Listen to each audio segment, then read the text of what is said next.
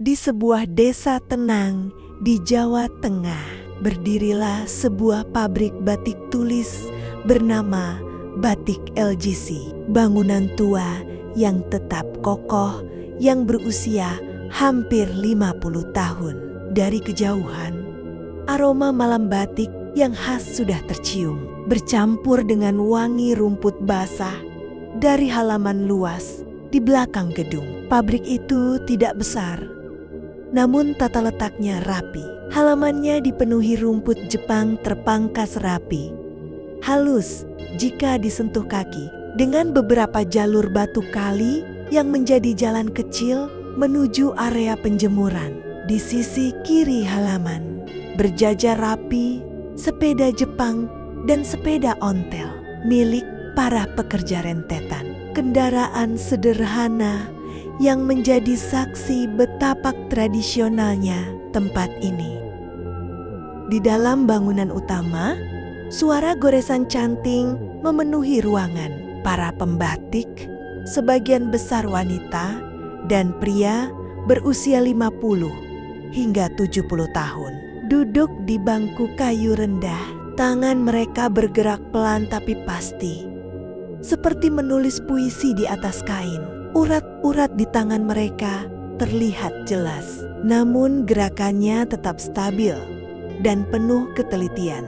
Di salah satu sudut, Mbah Rahayu, pembatik paling senior di pabrik itu, sedang memanaskan malam dalam wajan kecil di atas kompor tanah liat. Canting di tangannya sesekali dicelupkan, kemudian menyentuh kain putih panjang di depannya, membentuk motif kaung yang indah dan halus. Usianya sudah 74 tahun, tapi matanya masih mampu mengikuti pola rumit tanpa salah satu lukisan pun melenceng. Di luar, di area penjemuran, deretan kain batik terentang pada bilah bambu panjang. Warnanya beraneka ragam.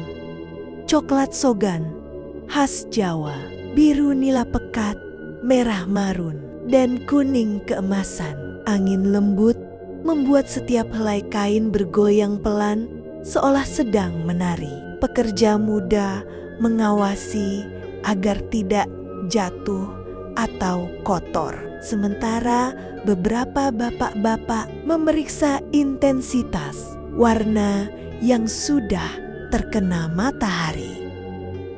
Tak jauh dari situ, terdapat bangunan kecil tempat proses finishing dan packing.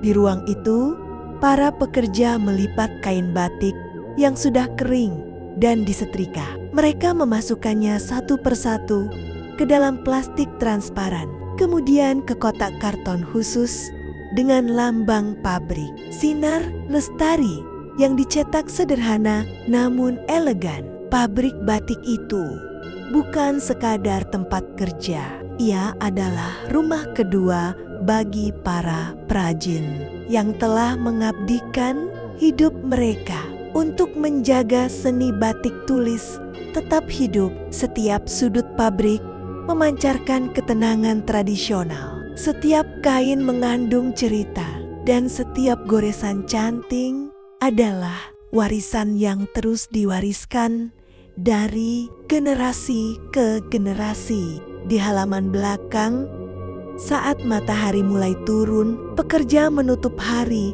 dengan menata sepeda mereka. Sepeda ontel tua berbunyi halus saat digerakkan, sementara sepeda Jepang yang sedikit lebih baru berderit ringan. Mereka pulang satu persatu, meninggalkan pabrik yang perlahan menjadi sunyi, namun selalu penuh spirit seni yang tak pernah padam. Menjelang bulan puasa, suasana pabrik batik berubah, terasa berbeda. Setiap tahun memang begitu. Orderan meningkat drastis karena banyak toko dan distributor yang menyiapkan stok untuk Lebaran. Namun kali ini lebih sibuk dari biasanya. Mesin-mesin sederhana di ruang produksi berdentang pelan. Para pembatik bekerja lebih tekun, dan gudang penyimpanan malam batik dipenuhi aroma khas lilin pekat. Rohman, remaja dari desa sebelah, yang dikenal rajin dan hampir tak pernah menolak pekerjaan tambahan, ikut mendapat jadwal lembur malam itu. Usianya baru 17 tahun, tetapi tubuhnya kuat dan wajahnya selalu tampak bersemangat. Ia dan beberapa rekan lainnya mendapat tugas sederhana namun penting, mengambil malam batik dari gudang belakang untuk dipersiapkan esok pagi. Malam itu udara lembab, serangga malam berputar di sekitar lampu kuning pabrik. Rekan-rekannya menunggu di dekat pintu, sementara Rohman berjalan lebih dulu membawa senter kecil. Gudang berada di bagian paling belakang, bangunan tua yang jarang dimasuki kecuali saat persediaan menipis. Saat ia membuka pintu, geser kayu gudang, suara berderit panjang terdengar. Menggema, Rohman menyalakan senternya. Cahaya tipis memantul pada tumpukan kotak dan drum malam batik. Awalnya semuanya biasa saja, hening dan penuh bau malam yang mengental. Namun beberapa langkah ke dalam, telinganya menangkap suara halus, seperti alunan tembang Jawa kuno, lirih namun jelas. Suara wanita melengking rendah, seakan berasal dari masa yang jauh. Rohman langsung berhenti. Bulunya merinding. Siapa yang masih bekerja jam segini? Semua pembatik sudah pulang sebelum maghrib. Ia menajamkan pendengaran. Suaranya semakin jelas. Nada itu bukan seperti orang bernyanyi santai, lebih seperti tembang ritual, lambat, penuh gema, seolah berasal dari ruang yang lebih dalam dari sekadar gudang itu. Rohman menelan ludah. Ia mengangkat senternya.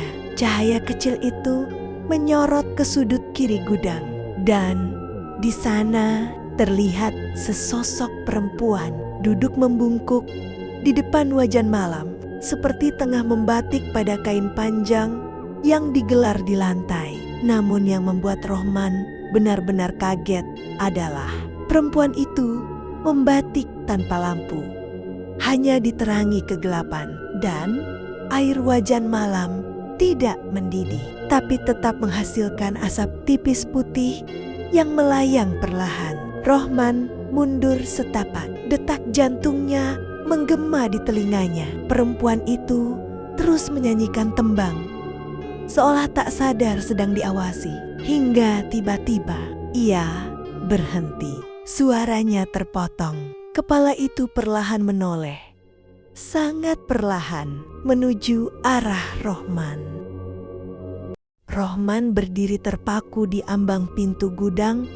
Jantungnya berdetak semakin keras. Rasa penasaran mengalahkan rasa takut yang mulai merambat sejak pertama kali ia mendengar tembang Jawa kuno itu. Siapa yang masih membatik malam-malam begini, pikirnya.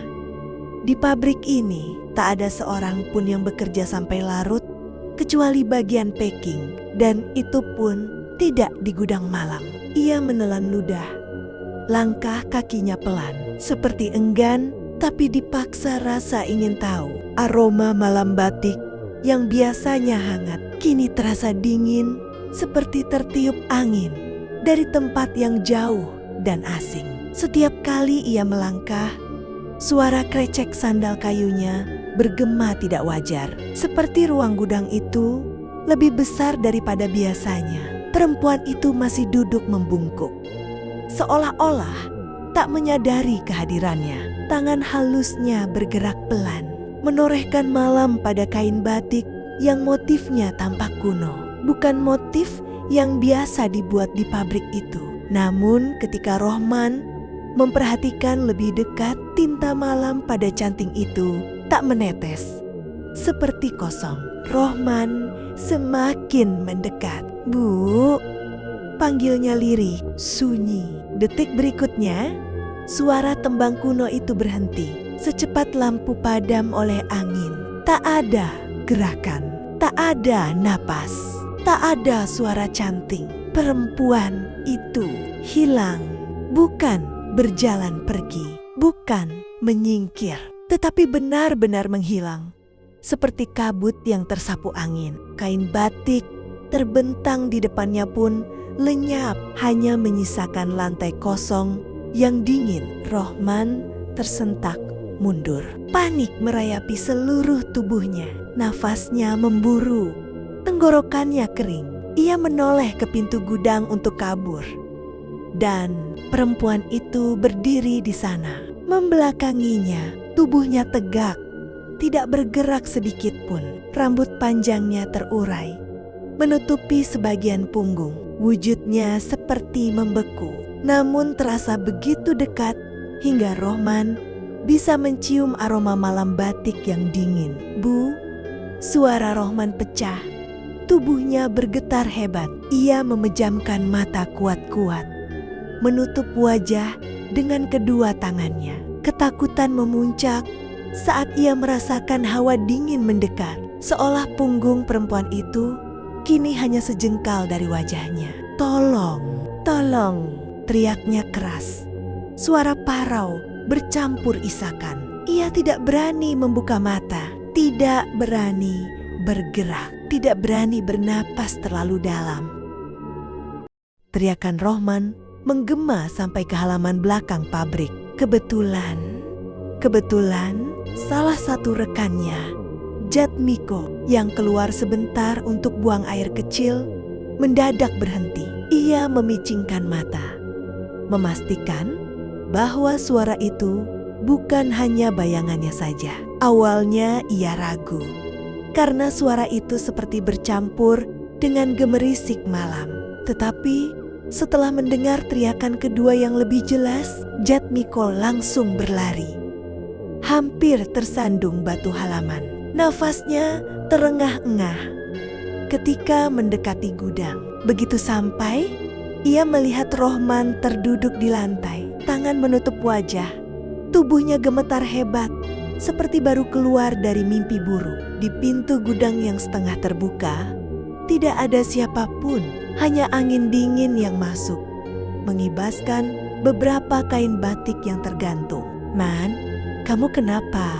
Jatmiko segera memegang bahunya. Butuh beberapa detik sebelum Rohman bisa membuka mata. Wajahnya pucat, seperti kehilangan darah. Ada perempuan, dia di dalam. Terus tiba-tiba hilang, katanya terbata-bata. Jatmiko menelan ludah, mencoba tetap tenang meski bulu kuduknya ikut berdiri. Tanpa banyak bertanya, ia menarik tangan Rohman, membantunya berdiri, lalu mengajaknya keluar dari gudang.